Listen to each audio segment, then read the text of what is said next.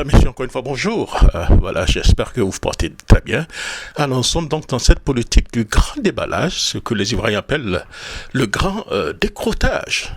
Blé Goudé, comme je l'avais dit ce matin, entre précipitation, calcul et service rendu au pouvoir, Blé Goudé a parlé. Trop vite, trop précipitamment. Peut-être les deux. Et bien même, là, c'est le problème. Depuis donc ces débats électoraux, l'homme cherche désespérément un second souffle. La candidature qu'il a convaincue et soutenue, Simone Gbagbo, n'a pas percé, à peine 2%. Il semble le comble donc du ridicule politique. Le camp n'a même pas eu donc des représentants donc dans les bureaux de vote. Un scandale que quiconque prétend rallier donc la nation à sa cause. Et les Ivoiriens sont fâchés. Ses ambitions présidentielles se heurtent donc à la dure réalité donc du terrain. Il n'a pas de récépissé, ni amnistie, ni base solide. L'aura donc du général donc de la rue, autrefois intimidante, ne fonctionne plus. Le pays a changé, et les temps aussi. Alors, que fait donc le leader qui n'a plus de victoire électorale à montrer? Il parle, il attaque, il déballe. Et il s'attaque à ceux dont il peut prendre, ou bien qui veut donc prendre place. En ouvrant donc la boîte donc de Pandore contre Nadi Bamba, Stéphane Kipré et les proches de Laurent Gbagbo, Blé Goudé agit avant de réfléchir. Mais il a aussi réfléchi avant d'agir, car son objectif est limpide. Faire oublier son naufrage électoral, diviser davantage l'opposition, exister donc dans le chaos et se repositionner comme héritier naturel d'un Laurent Gbagbo sur le départ. Mais dans cette bataille où chacun pense gagner, le seul véritable vainqueur s'appelle Alassane Ouattara. Après donc son braquage électoral du 25 octobre 2025, il se fait discret et laisse donc l'opposition sous trop d'autrui, sous donc le poids des égos, des rancœurs et des ambitions mal assumées. Le RHDP, lui, renforce tranquillement sa suprématie pendant que l'opposition s'entre-déchire. Qu'on le veuille ou non, Blé Goudé devient objectivement un allié involontaire du régime. En s'acharnant sur ses propres alliés d'hier, il détourne l'attention d'affaiblir donc son camp et rend un service inespéré au pouvoir en place. Au final, les déballages font beaucoup de bruit. Mais comme toujours en politique, le silence du gagnant résonne plus fort. Écoutons donc l'interview de Demba Traoré. Il se mettre au service de la cause de son mentor, qui le dit lui-même dans ses récits, qui a sacrifié sa jeunesse pour le président Laurent Gbagbo, qui se retrouve en prison avec lui. Est-ce que vous n'avez pas l'impression aujourd'hui que les déclarations de Charles Blé Goudé ou tout ce qu'il fait, c'est un dépit amoureux, parce que depuis qu'il est rentré en Côte d'Ivoire, il n'a pas eu l'occasion de voir celui qui continue d'appeler son père et son mentor. Est-ce que aujourd'hui on a une situation où rien ne peut s'arranger? Comment ça se fait que cette situation qui fragmente davantage la gauche ivoirienne ne puisse être résorbée? Monsieur Diarra-Souba. Est-ce qu'on est allé trop loin? Non, je vais vous expliquer.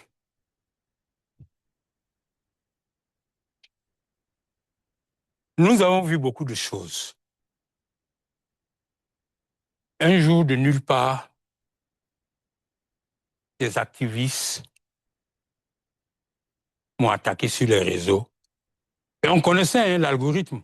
On commence par Demba Traoré, ça continue avec aussi Mme Nadi Bamba, et ils finissent toujours sur le président Laurent Gbagbo. Donc nous étions un peu comme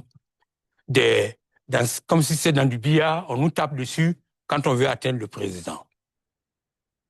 Et c'est comme ça qu'un jour, dans cette même salle de CPI, M. Charles Blé Goudé nous présente un cyberactiviste qui est originaire de Lakota et puis nous dit, ça c'est mon bazooka.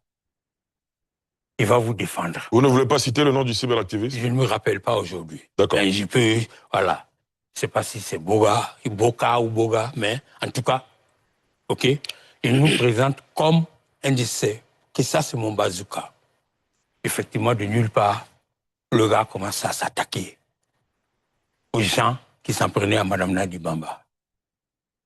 Et puis, la situation évolue entre eux. On revoit le même cyberactif en train de s'apprendre à Demba Traoré, en train de s'apprendre à Madame Nadi Bamba. Est-ce qu'on a besoin d'être divin? Le même que vous aviez trouvé dans sa cellule.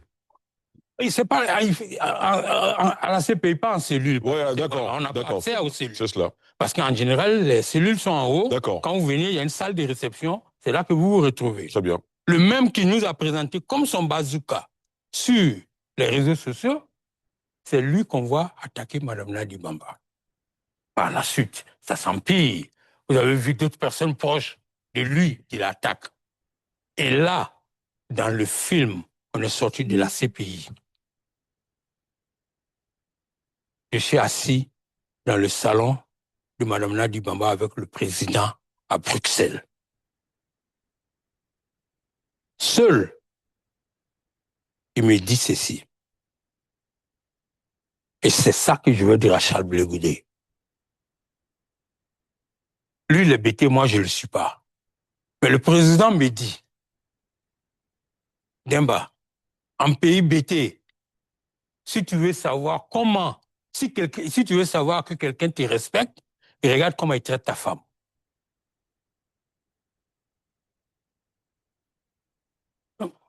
Charles Blé Goudé peut pas être assis où j'étais. Dit ce qu'il dit à la femme de celui qu'il appelle son père et dit qu'il veut se réconcilier. Il n'en veut pas.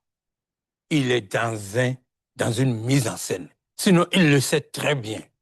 Je ne crois pas que sur ce plateau... Il dit qu'il a suscité des réactions. Il a fait parler des hommes de Dieu. Pasteur Dion. Il a cité le pasteur Dion. Mais comme je le dis, quand on dit ce qu'il dit, pas plus tard que lundi, vous allez prendre, même si vous allez sans blasphémer, si même vous allez voir le pape, on ne peut pas vous prendre au sérieux. Parce que un homme qui se respecte, on ne peut pas insulter sa femme et puis espérer marcher avec lui. Enfin, en tout cas, ce qui me concerne. Si je me respecte, je ne peux pas être l'ami de quelqu'un qui ne respecte pas ma femme. C'est aussi simple que ça. Il ne peut pas avoir dit tout ce qu'il a dit ici. Moi, je ne suis pas là pour parler au nom de Mme Nadi Bamba. Elle est là, c'est votre consoeur. Vous pourrez l'appeler pour avoir sa version des faits. Mais comme les Ivoiriens, certains, malheureusement, veulent savoir et veulent comprendre, je suis obligé d'aller dans les profondeurs pour donner un certain nombre d'informations pour permettre aux gens de comprendre. Alassane Ramo. Très bien. Alors, puisque nous y sommes, vous connaissez très bien la maison FPI. Aujourd'hui, il y a le PPACI, c'est vrai, mais tous les hommes qui sont au cœur de ces deux machines politiques, vous les avez fréquentés pratiquement tous, vous les connaissez très bien. Charles Blé Goudé dit de l'épouse du président Gbagbo qu'elle est, avec d'autres personnes, au cœur d'un plan d'expropriation, au cœur d'un plan de conquête, de division aussi de la gauche ivoirienne. De votre analyse, est-ce que vous pensez que c'est vrai, puisque de toute façon, il y a beaucoup de divisions au cœur de la gauche ivoirienne aujourd'hui? Mais c'est ce que je vous dis. M. Charles Blé Goudé ne peut pas vouloir de l'union du FPI, puisque lui, il en est l'acteur, le plus grand diviseur commun. C'est lui. Je ne fais pas des jugements de valeur. Je dis ce que je sais que j'ai vécu. J'ai dit ce que j'ai entendu de ses alliés d'hier. C'est pas moi qui invente. C'est à cause de lui que le président Afi n'est plus là. C'est à cause de lui que Afi n'est plus là. Ceux qui le connaissent savent que c'est la stratégie. Moi, je ris. Charles Blé Goudé fait comme si c'est du poker. Il a envoyé le président Afi se liquider. Lui, il est dans un jeu d'élimination. Il procède par élimination. Il a induit le président Afi en erreur, c'est liquidé. Ben, c'est celui qui a induit. Ils appellent ça, dans leur jargon, l'esprit malo. Est-ce que vous comprenez? Après, c'est Mme Eivé. Ils n'ont jamais été amis. Moi, je peux vous le dire. Ah oui? Je vous fais une révélation. Il a toujours appelé Je vous fais une sa mère. Vous me donnez l'occasion, oui, mais on ne témoigne pas contre sa mère. Dites-nous. Dites que Demba dit, et s'il veut, qu'il me poursuive en justice. Charles Blé Goudé a témoigné contre Madame Éhuvé. Elle le sait. À quelle occasion? Mais Charles Blé Goudé a fait des procès en Côte d'Ivoire ici. Ou bien? Bon. Certainement, il faut vous rappeler. La question que moi je veux poser, c'est-à-dire, Charles Blé Goudé, lorsqu'il... Pas elle seule. Laissez-le terminer. Pas elle seule. Il a témoigné contre certains de ses camarades de la galaxie. Dans quel procès? Son procès au crime de sang en Côte d'Ivoire. Vous êtes des journalistes, vous pouvez mener des investigations. Si c'est faux, vous me ramenez sur ce plateau pour me dire le contraire. D'accord, très bien. Lamine? La question que moi je voudrais oui. poser, aujourd'hui, Charles Blé Goudé, lorsqu'il mobilise des millions de jeunes dans les rues, le président Laurent Gbagbo dans les années 2000, il n'active pas forcément une machine du FPI. Donc aujourd'hui, concrètement, en quoi la division du FPI aide politiquement le COJEP? Mais justement, Charles Blé Goudé n'a jamais accepté d'être FPI. Et il a trouvé en face de lui. Ouais, aujourd'hui, comme je dis, il dit que lui, il a voulu que le président Afi soit reçu et tout ça.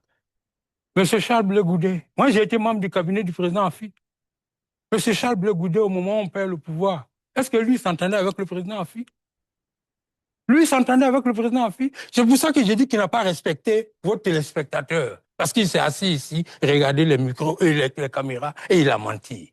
Donc, Galaxie Patriotique, il avait une raison de pouvoir plus tard capitaliser là-dessus en tant que successeur.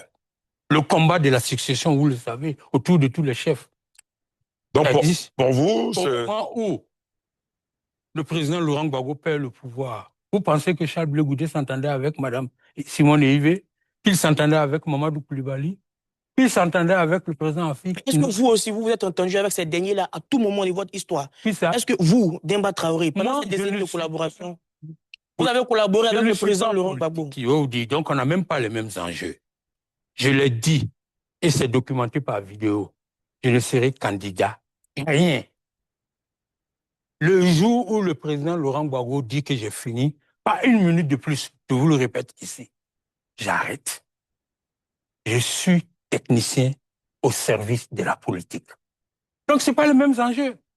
Non, la question c'était de savoir, est-ce que pendant ces années de collaboration, vous n'avez jamais eu de désaccord avec le président Laurent Gbagbo? Moi, oui. Que Dieu m'en garde. Ok. Oh! Très bien. Mon Dieu! Très bien. On va vous permettre de souffler un tout petit peu, on va marquer une courte pause et revenir pour la dernière partie de cette émission.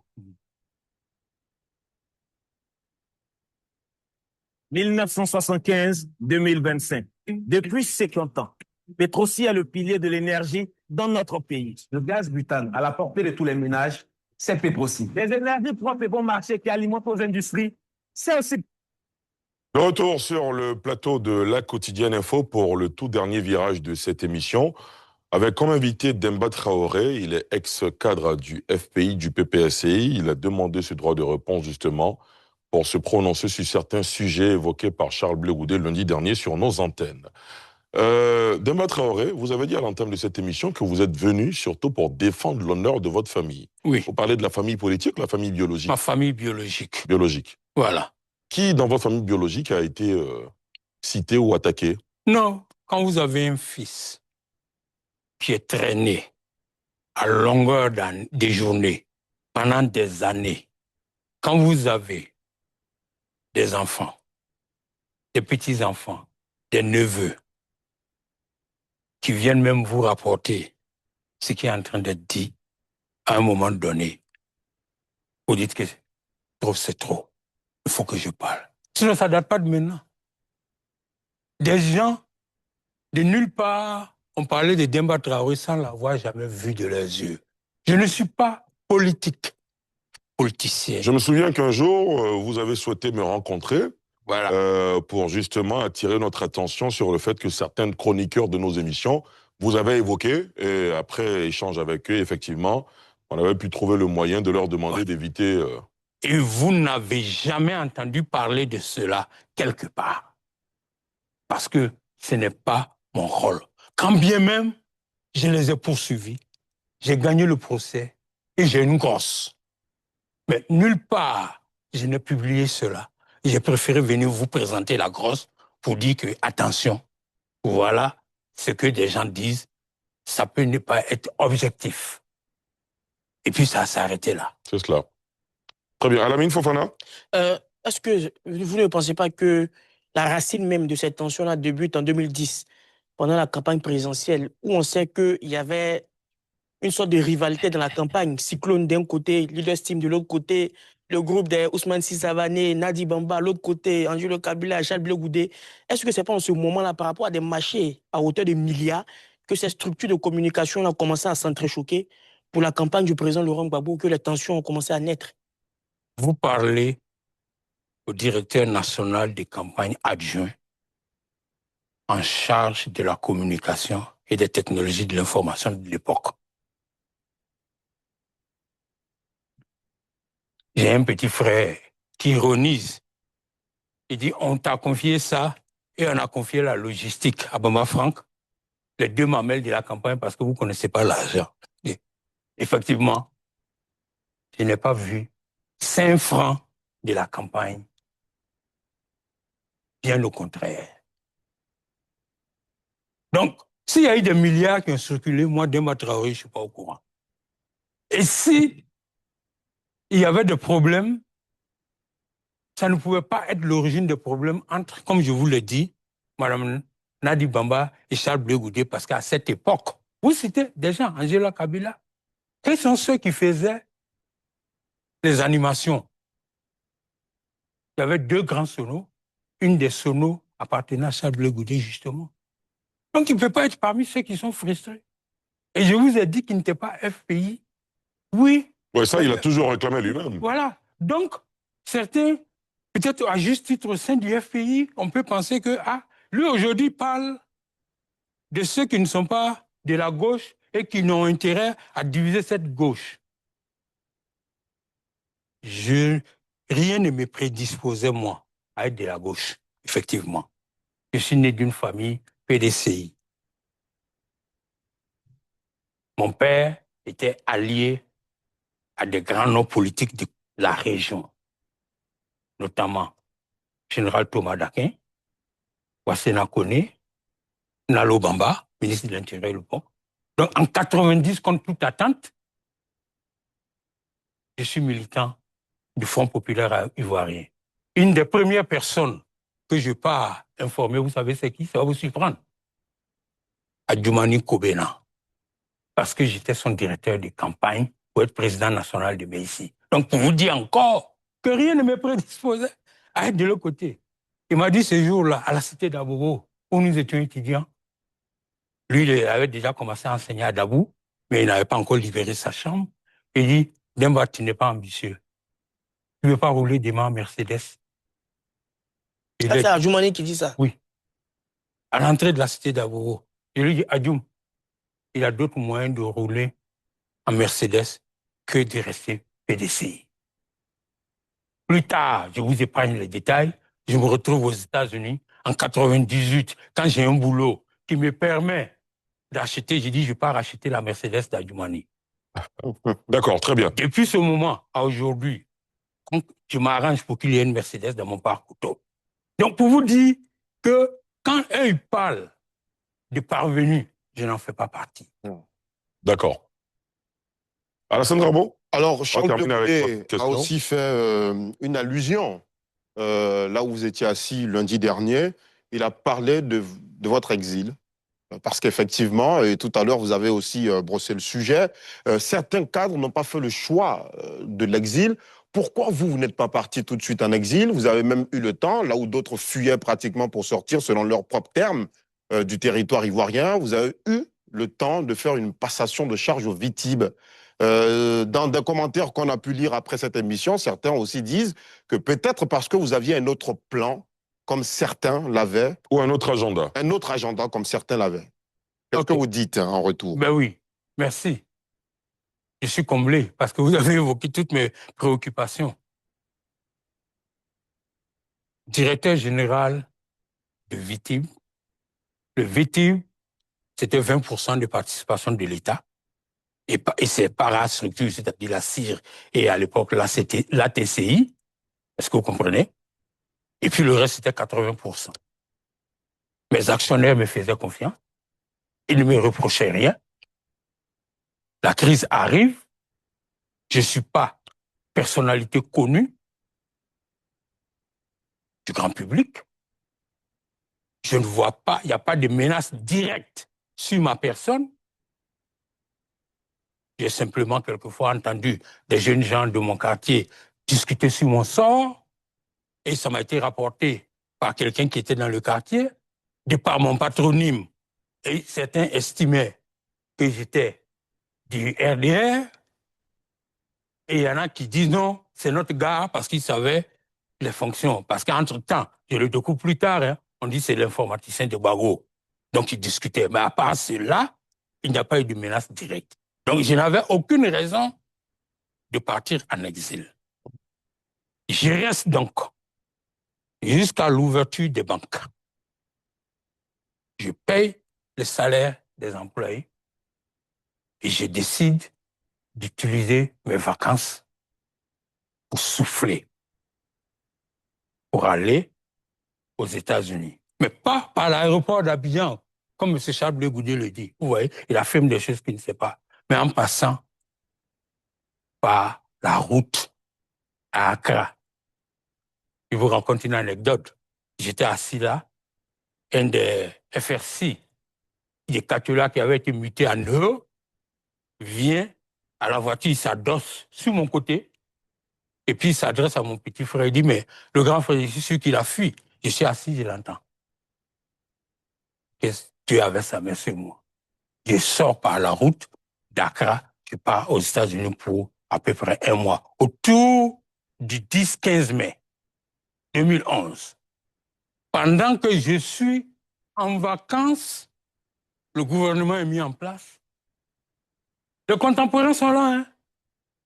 Le ministre des NTIC nommé, Bruno Nabagné, va faire le tour des structures sous sa tutelle. Le victime n'en était pas, mais lui, de façon naturelle, il estimait que c'était une structure de technologie, ça devait appartenir. Mais ce n'était pas une structure sous tutelle. On dépendait du ministère de l'économie et des finances. Il va donc, et il dit à la télévision, je constate la vacance de pouvoir. Donc, pour lui, le PCA n'était pas là, perd son âme.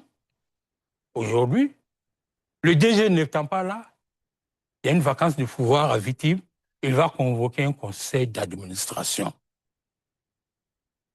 Entre-temps, j'ai d'autres bruits qui ne sont pas rassurants. Perd son âme, Divi, ministre de l'économie et des finances, nomme, il est connu, il est là, c'est documentable, Kalaj, qui est aujourd'hui directeur du commerce extérieur, on me dit, comme DG de Vitib, Serias et ACA, perd son âme, ancien ministre du budget, comme PCA, comme toute structure, comme toute procédure. Donc je décide de venir et de rentrer, encore par la route, pour venir à Abidjan, et je dis bye et bye. Si je dois aller en prison, il faut que j'aille en prison pour la bonne cause. Mais il ne sera pas dit que Demba Traoré a détourné 5 francs du victime. Je vous rappelle qu'au moment où je pars de là-bas, dans la sphère publique, il s'agit de 28 milliards en caisse. Donc c'est pour cela que j'arrive.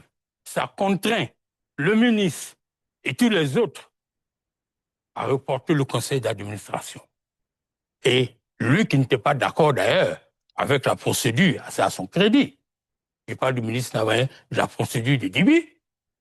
Donc, ne reconnaît pas le DG nommé ainsi, Serré Assia non plus, mais ils vont trouver un gentleman agreement. Est-ce que vous comprenez? Après moult tentatives, il me reçoit dans ses bureaux. Il me dit, DG, je veux faire un appel à candidature pour trouver un autre DG. Ça ne me gêne pas que vous soyez candidat. Comprenez? Mais il faudrait nous aider parce qu'ils ne pouvaient même pas retrouver les autres administrateurs. Il y avait 4 Indiens. C'est moi qui avais le document. Je lui dis, monsieur le ministre, faisons-le dans la règle de l'art. Moi, qui ai travaillé toute ma vie pour le président Laurent Gbagbo, je ne lui ai jamais demandé de poste. Ce n'est pas le président Ouattara que j'ai combattu.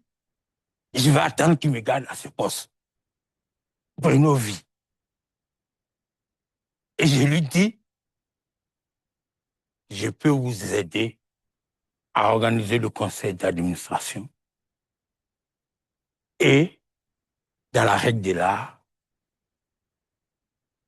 vous faites et on signe, et comme ça, c'est documenté. Très bien. J'ai ce procès verbal avec moi aujourd'hui. D'accord. Donc c'est comme ça, je viens, s'il vous plaît, que je rentre et je fais la passation. Mais je n'étais pas le seul.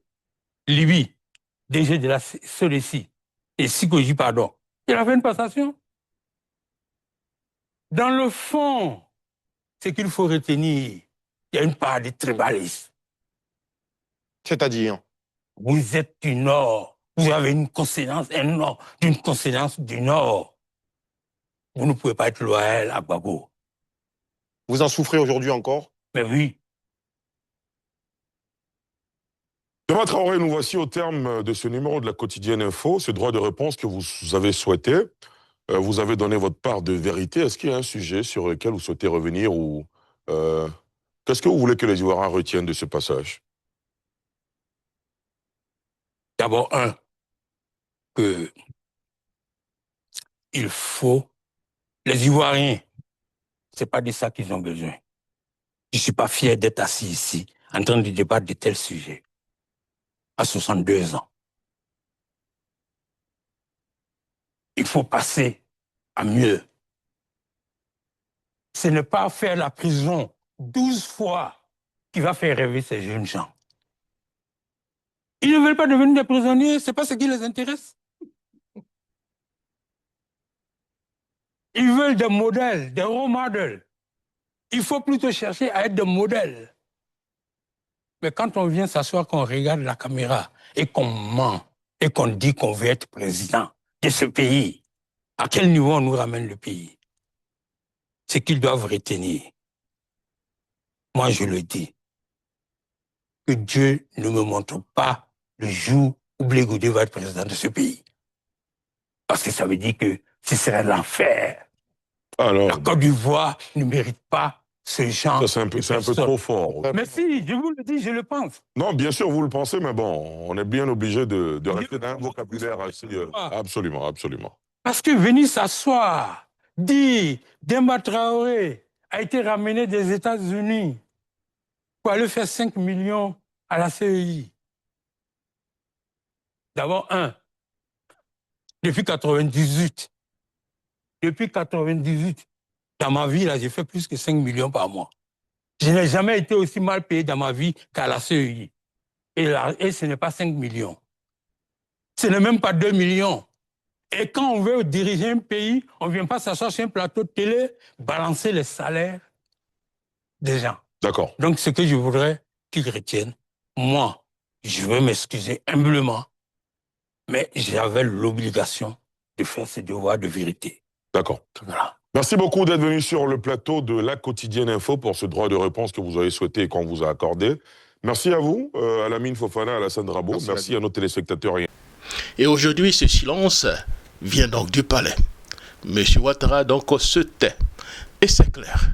Donc dans cette intervention donc, de Demba Traoré en forme donc, de droit de réponse, révèle donc une réalité troublante au sein donc, de la gauche ivoirienne. Derrière donc, les discours publics, les alliances affichées et les appels à l'unité, les fractures sont profondes, anciennes et souvent personnelles. Le témoignage met donc en lumière de Demba Traoré, met en lumière un Blé Goudé présenté pas comme un artisan du rassemblement, mais comme un acteur central de la division. Un stratège qui avance par élimination, quitte à fragiliser ceux qui l'entourent, comme eux-mêmes appellent l'esprit malo. L'analyse montre également les zones d'ombre de son parcours. Contradictions donc dans ses déclarations, tensions avec donc des figures historiques, témoignages inattendus donc dans des procès sensibles et un rapport complexe avec donc le président Laurent Gbagbo. À cela s'ajoutent les enjeux identitaires et tribaux encore très présents qui continuent donc de peser sur donc les parcours individuels et surtout la dynamique politique nationale. Ce droit de réponse de M. Demba Traoré met donc à nu une réalité. La crise actuelle n'est pas seulement politique, elle est aussi morale, psychologique et structurelle. Elle interroge la sincérité des ambitions, la responsabilité donc des leaders et la capacité donc de la gauche ivoirienne à se reconstruire sur donc des bases saines. C'était donc mon billet, Jacques Roger.